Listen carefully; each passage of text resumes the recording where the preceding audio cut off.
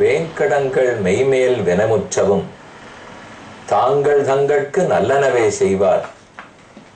வேங்கடத் துறைவார்க்கு நமவென்னலாம் கடமை அது சுமந்தார்கட்கே. இது நம்மாழ்வாருடைய திருவாய்மொழியில் இருக்கும் பாசுரம். இந்த பாசுரத்துக்கும் நாம் இன்று சேவிக்க போகும் கோயிலுக்கும் அங்கிருக்கும் ராமனுக்கும் ஒரு நெருங்கிய தொடர்பு. திருவேங்கடம் திருப்பதியை பற்றி ஆழ்வார் இப்பாடலில் கூறுகிறார். நம்மோடு பிறப்பு எப்போதும் மாறி மாறி பிறந்து கொண்டிருக்கிறோம். பிறவி எடுத்தாலே கர்மங்களால் தான் எடுக்கிறோம். எடுத்த இடத்தில் மேலும் மேலும் கர்மங்களை சேர்க்கிறோம். ஏற்கனவே செய்திருக்கும் கர்மங்கள், இனி செய்ய போகும் கர்மங்கள், அவை நல்லவையாக இருந்தால் சரி. ஆனால் பாப கர்மங்களாக இருந்தால் எப்படி போக்கிக் கொள்ள? அதுக்குத்தான் திருவேங்கடத்துக்கு செல்ல வேண்டும் என்று ஆழ்வார் கூறுகிறார். 7 மலை ஏற வேண்டும். வேங்கடங்கள், நம்முடைய கடன்கள் பாபங்கள் அத்தனையும் எரிக்கப்படும். மேல் வினமுத்தவும் சாரா, இனிமேல் எந்த பாபங்களும் நம்மை அண்டாது என்கிற நம்பிக்கையோடு மலையேற வேண்டும். வேங்கடங்கள் மெய்மேல் வினமுத்தவும் தாங்கள் தங்கட்கு நல்லனவே செய்வார். வேங்கடத் துறைவார்க்கு நமவென்னலாம் கடமை. ஒரு மனிதன் தனக்கு நல்லது செய்யணும்னு விருப்பம் இருந்தால் வெங்கடேசனே நமஹ, நமோ வெங்கடேசாய என்று கூற வேண்டும். நமவென்னலாம் கடமை. மலை ஏறத் தொடங்கும் போது கைகளை கூப்பி நமஹா என்று கூறினால் அதை பகவான் தன் தலையார தாங்குகிறான். அது சுமந்தார்கட்கே. நாம நமஹான்னு கைகூப்பினத்தை ஒரு பெரும் சுமையாக பெருமான் எடுத்துக் கொள்ளுகிறான். அந்த சுமையை தாங்குகிறான். நாம் வேண்டின அனைத்தையும் நமக்காக கொடுக்கிறான். கொடுத்து முடித்த பிற்பாடும் முடித்து விட்டோங்கிற எண்ணமில்லாமல் தவிக்கிறான். இவன் நமஹான்னு சொன்னத்தை தலையால் சுமந்தோம், ஆனால் இவனுக்கு வேண்டிய அளவுக்கு திரும்ப நாம் செய்யவில்லையே. நமஹான்னு சொன்னது எவ்வளவு பெரிய விஷயம், அதற்கு நாம் என்ன பதிலுக்கு உதவி செய்ய போகிறோம் என்று நினைத்து தவிக்கிறான் எம்பெருமான். வேங்கடத் துறைவார்க்கு நமவென்னலாம் கடமை அது சுமந்தார்கட்கே என்று தானே ஆழ்வார் பாடுகிறார். அப்ப பெருமான் சுமை தாங்குகிறான். நான் நமஹான்னு அவனிடத்தில் கொடுத்தால் அந்த வணக்கத்தையே சுமையாக ஏற்றுக்கொள்ளுகிறான். அவனுக்கு ஏதேனும் சுமையாக இருக்குமா? அவனுக்கு உலகமே தாங்கினால் கூட தாங்குகிறான். கண்ணனே கீதையில் கூறுகிறார், விஷ்டபியாகமிதம் கிருஷ்ணம் ஏகாம்சேன ஸ்திதோ ஜகத். நான் இந்த ஜகத்து முழுவதும் என்னுடைய திருமேனியில் ஒரு சிறு பகுதியால் தாங்குகிறேன். அப்ப உலகத்தையே தாங்கும் வல்லமை படைத்த ஆதாரமாக இருக்கும் எம்பெருமானுக்கு நாம என்ன ஒரு நமஹான்னு சொல்றத தாங்கிறதா கஷ்டம்? அது போய் சுமையா இருக்குமானால் எந்த பொருளையும் தாங்கி விடுவார், நம்மையும் தாங்கி விடுவார். ஆனால் நம்முடைய அன்பைத்தான் அவனால் தாங்க முடியாது.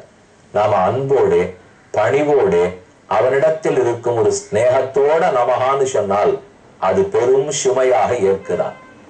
அவர் என்றோ நம்மாழ்வார் திருவேங்கடவனை பாடியது இருக்கட்டும், பாசுரத்தில் தான் அவன் சுமை தாங்கின்னு சொல்லப்பட்டிருக்கு. ஆனால் நேர்கொடு நேரே பிரஜைகள் அனைவரையும் தான் தான் சாங்குகிறேன், சுமையென்று நினைக்காமல் தாங்குகிறேன். அவர்களை ஆதேயமாக வைத்து நான் ஆதாரமாக இருந்து சுமை தாங்குகிறேன் என்று சொல்லிக் கொண்டுதான் சுமை தாங்கிய ராமன் நமக்கு தரிசனம் கொடுக்கிறார். நாம் இன்று தொடக்கமாக சில நாட்கள் தங்கசாலை தெருவும் அம்மன் கோயில் தெருவும், சென்னை பட்டணத்தில் தங்கசாலை தெரு பழமை வாய்ந்த தெரு, மின்ட் ஸ்ட்ரீட்னு அந்த நாள்ல சொல்லுவோம் இல்லையோ, அதுவும் அம்மன் கோயில் தெருவும் சேரும் இடத்தில் இருப்பது சுமை தாங்கி ராமனுடைய சன்னிதானம். ராமன் சுமை தாங்கியா? இது என்ன வேடிக்கையான பெயரா இருக்கிறதே. கூட்ட நாட்டம் உள்ள இடம், பெரும் ஜனசந்தடி, அதுக்கு நடுவில் தான் ராமன் உள்ளார். இந்த பக்கமே பெரும் வியாபார ஸ்தலம், நாம் அறிந்தது தானே. அந்த நாள்ல இருந்து சென்னை ஒன்றுன்னு சொன்னாலே கொத்தவால் சாவடி இருந்த நாள்ல இருந்து எல்லா இடமும் கூட்டம். வியாபாரிகள் எல்லாரும் பொழுது முழுவதும் இரவு முழுவதும் வந்து வந்து வியாபாரம் செய்து போகும் இடம். கிராமங்களுக்கெல்லாம் இங்கிருந்துதான் போகும், அங்கிருந்து வர வேண்டியதெல்லாம் இங்க வரும். இவ்வளவு பெரிய வியாபார ஸ்தலம். அந்த நாள்ல இங்க வருபவர்கள் சுமையை தலையில் சுமந்து கொண்டு வருவார்கள். இந்த இடத்தில் சுமை தாங்கி கல் இருக்கும், இதில் தான் வைப்பார்கள். அந்த சுமை தாங்கி கல்லையே ஆதாரமாக கொண்டுதான் இந்த ராமன் எழுந்துருள பண்ணப்பட்டுள்ளார். அப்ப வந்து சென்னைக்கு போயிட்டு வரவா வியாபாரம் பண்றவர்கள்லாம் பல நூறு ஆண்டுகளாக இங்கிருக்கும் சுமை தாங்கி கல்லில் வைத்து அத்தனை ராமனே தான் தாங்கி இருக்கிறார். ஆனால் நாம் சுமந்து கொண்டு போகும் பருப்பையோ காய்கறிகளையோ அவர் தாங்க போவதில்லை, நம்மையே தாங்குகிறார். அதனால சுமை தாங்கி ராமன் சொன்னால் நாம தலையில தூக்கிட்டு போற சுமையை அவர் தூக்க போறதில்லை, நம்மையே தாங்குகிறார். நாம் அன்பை தாங்குகிறார், நாம் நமகான்னு சொன்னால் தாங்குகிறார். அந்த ராமரே இங்கு எழுந்தருள் இருக்கிறார். சுமை தாங்கி ராமர். தங்கசாலை தெருன்னு கூறுகிறோம். தங்கசாலை ஸ்வர்ணமான புரியா இருந்திருக்க வேண்டும். இது ஸ்வர்ண வீதி, இடமே தங்கசாலை, ராமனே தங்கம், ஸ்வர்ணமான ரொம்ப ஆச்சரியமான திருக்கோயில். இதோ உள்ளே நுழைகிறோம். வாயிலுக்கு மேலே ராம பட்டாபிஷேக திருக்கோலம், அவரை தரிசிக்கிறோம். ஒரு புறம் பெருமான சந்நிதிக்கு நேரே கருடன் எழுந்தோடி உள்ளார், தனி சந்நிதி. கருடனை சேவித்தோம். மண்டபம் முழுக்க மகா மண்டபத்தில் நிறைய சித்திரங்கள் எழுதப்பட்டுள்ளன. கண்கொள்ளா காட்சி.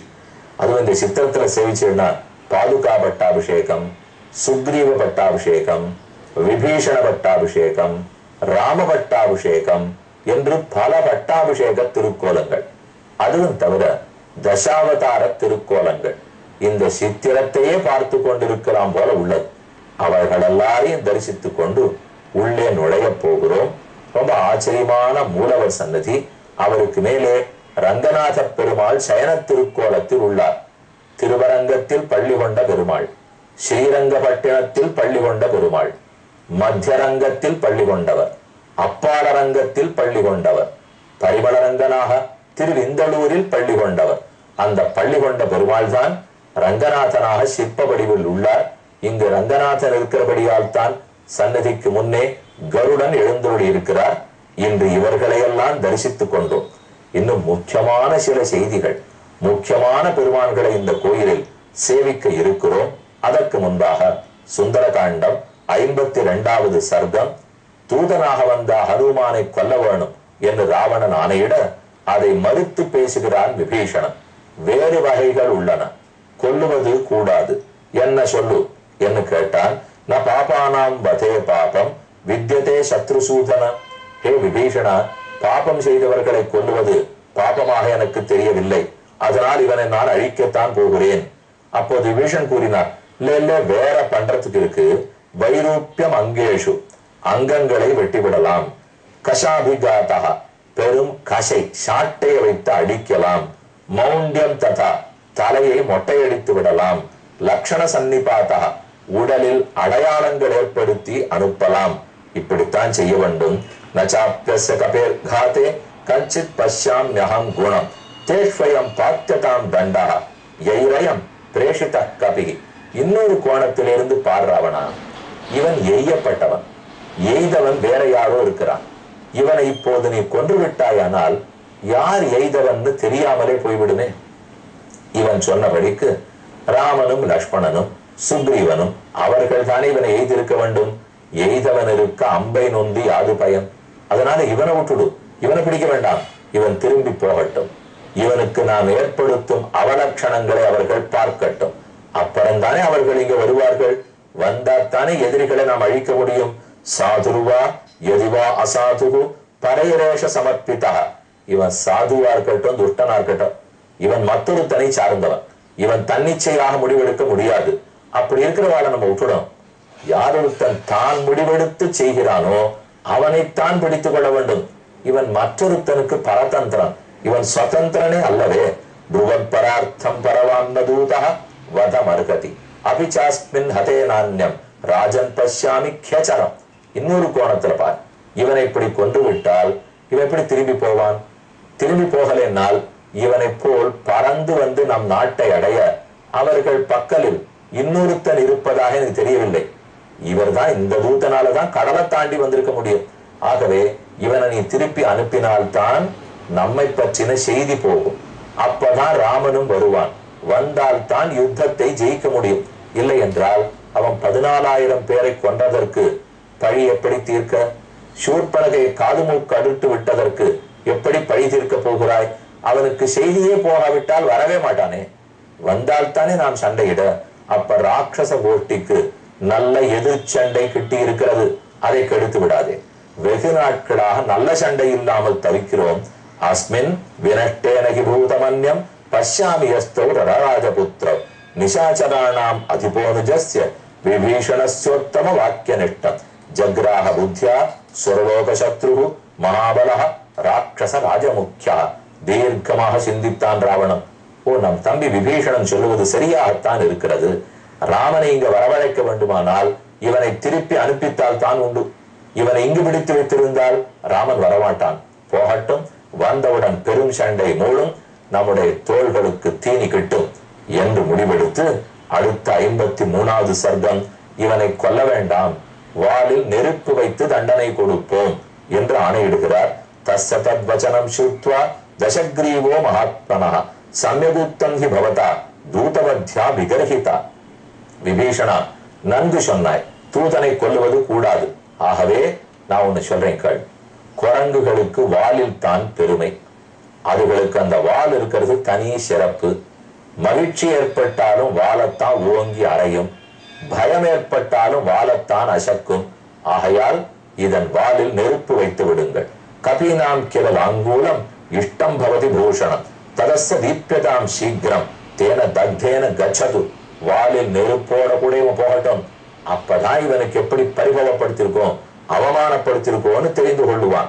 சுமித்ர ஜாதய சர்வே சுமித்ர ஜாதய சர்வே பாந்தவாஸ்ஸ சுஹ்ருஜ்ஜனாஹ ஆக்ஞாபயத்ராஜ ராட்சசேந்திர புறம் சர்வம் சச்சத்வரம். உடனே அனைவரும் கூடினார்கள். நன்று நன்று, இதுதான் சரியான தண்டனை. இந்த வால் பத்தி நிறையறத பார்த்து இவன் அங்க போய் சேர்ந்த உடனே அங்க இருக்கிற மற்ற உறவுக்கார குரங்குகள், நண்பர் குரங்குகள் எல்லாரும் பார்த்து இவனை கேலி பண்ணுவா. ஏன்னா வால் இல்லாத குரங்க ஆறு போய் பெருமையோட பேசுவார்கள். அதுதான் சரியான தண்டனை. கிடு கிடுவென்னு எல்லாரும் அவரவர்களிடத்தில் இருந்த துணியை கொண்டு வந்தார்கள். வாலில் சுற்ற தொடங்கினார்கள். ஆஞ்சநேயர் மெதுவே வளரத் தொடங்கினார். தானும் வளர்ந்தார், வாளையும் வளர்த்தினார். வேஷ்டந்தேதலாங்கூலம் ஜீர்ணைஹி கார்பாசிகைஹி படைஹி காமங்கலு நமே சக்தா நிபத்தஸ்யாபி ராட்சசாஹ சித்வா பாஷான் சமுப்பத்ய ஹன்யாம் அகமிவான் புனஹ. அப்ப ஆஞ்சநேயர் நினைச்சு பார்க்கிறார், இவர்களை இப்படியே ஓங்கி உதைத்து அடித்து வீழ்த்தி விட்டாலே நாம எதுக்காக இவ வால்ல சுத்துற அளவுக்கு காத்துட்டு இருக்கணும், கொண்டுடலாமே என்று நினைத்தார். ஆனா உடனே மனத்தை மாத்தி விட்டார். வேண்டாம், இப்ப சண்டை போட வேண்டாம். இவ நம்ம வால்ல நெருப்ப வச்சு ஊர் முழுக்க சுற்றி அழைத்து போய் கேலி பேச போகிறார்கள். பகல் பொழுதுல ஊரை நன்னா பார்த்துக்கும். ஏற்கனவே பார்த்தது அன்அபிஷியல், இப்ப பார்க்க போறது அபிஷியல். ஏன்னா அவர்களே அழைச்சுட்டு போறாள் இல்லையோ. இது நன்னா போச்சு. ஒரு தடவை முழுக்க ஊரையும் பார்த்துட்டு போயிட்டா ராமனுக்கு திட்டம் போட்டு கொடுக்கறதுக்கு சரியா இருக்கணும் இல்லையோ. அதனால அடங்கினாப்பில் இருப்போம் என்று பயந்து கொண்டு நின்றார். சர்வேஷாமேவ பர்யாப்தா ராட்சசானாம் அகம் யுதி. இவ மொத்த பேரையும் அழிக்கிறதுக்கு நான் ஒருத்தனே போதும். ஆனா இருக்கட்டும், ஒரு சுத்தி பார்த்து விட்டு போவோம். ராத்திரவுனகி சுதிருஷ்டாமே துர்க கர்மன் விகாதனக. ஆங்காங்கு கிரி துர்க்கம், ஜலதுர்க்கம், வனதுர்க்கம் எவ்வளவு அட்டகாசமாக உள்ளது, எப்பேற்பட்ட மாட மாளிகையோடு உள்ளது. இதெல்லாத்தையும் முழுக்க ஒரு தரம் பார்த்து போவோம் என்று முடிவெடுத்தார். எல்லா ராட்சசர்களும் வாலில் சுற்றினார்கள், நெருப்ப வைத்தார்கள். அந்த நெருப்போட தெரு தெருவாக அழைத்து போகிறார்கள். சாரன் சாரன் கேவலன் வானரன் பார், நன்கு அடிபட்டான். நம் ராவணனை எதிர்த்து வந்தானே, நம் ஊரை எதிர்த்தவன் நன்கு வாழ்ந்தான் போ என்று எல்லாரும் பேசிக்கொள்ள, அப்போ சில ராட்சசிகளும் திரிஜட்டையும் சீதையினிடத்திலே போய், சீதே, உன்னிடத்தில் பேசிக் கொண்டிருந்ததே குரங்கு, அதற்கு நெருப்பு வைத்து விட்டார்கள், அது என்ன பாடுபடுகிறது தெரியுமோ என்று சொல்ல, சீதை தவித்து அவனுக்கு அருள் புரிய போகிறாள். கேட்போம்.